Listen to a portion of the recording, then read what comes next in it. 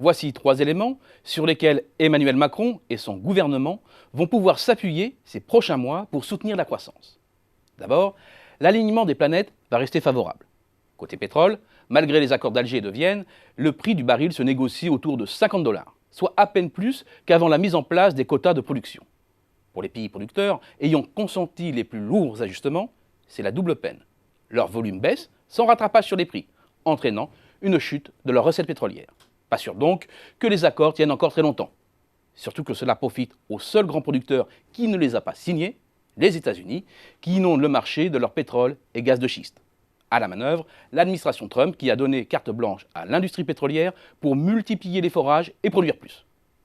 Le prix du pétrole et plus généralement des matières premières restera donc avantageux pour les pays consommateurs nets comme la France.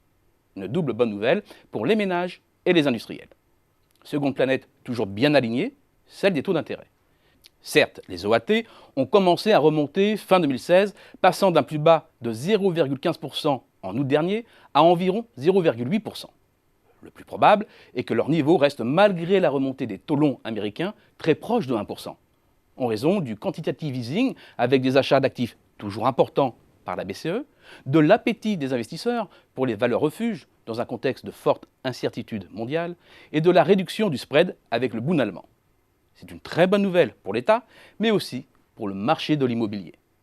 La troisième planète, le taux de change, s'est légèrement désaxé, mais ne devrait pas être trop pénalisante. Deuxième élément, l'environnement européen. La zone euro va beaucoup mieux et le rythme de la croissance frôle les 2%. La confiance semble revenue, comme le montre l'évolution de l'indicateur de climat économique, qui mesure la confiance des entreprises et des consommateurs. À près de 110, il a dépassé son dernier pic de février 2011 pour se rapprocher des valeurs standards de l'avant-grande crise. Une époque où la croissance de la zone euro avoisinait, voire dépassait les 3%. Une raison majeure de cette amélioration est le retour à des politiques budgétaires plus neutres et parfois légèrement expansionnistes, à rebours des violentes politiques d'austérité menées entre 2011 et 2013 et poursuivies jusqu'en 2016 dans certaines économies. L'incertitude s'éloigne, l'horizon se dégage, incitant les entreprises à prendre plus de risques. Et c'est en partie la raison pour laquelle l'investissement a redémarré, laissant espérer une solide croissance. Enfin, troisième pilier, l'élargissement de la base sectorielle de la reprise à 2 secteurs clés de l'économie française, le BTP et le tourisme. 2 activités motrices aux forts effets d'entraînement. Dans le bâtiment, les perspectives ont dépassé leur dernier pic pour se rapprocher des niveaux d'avant-crise. Dans les TP, la remontée est plus impressionnante encore. C'est une excellente nouvelle pour le marché du travail, la construction étant gourmande en main-d'œuvre. Idem pour le tourisme. Le retour de la clientèle étrangère a remis sur les rails de la croissance un secteur important qui contribue au rééquilibrage de nos comptes extérieurs.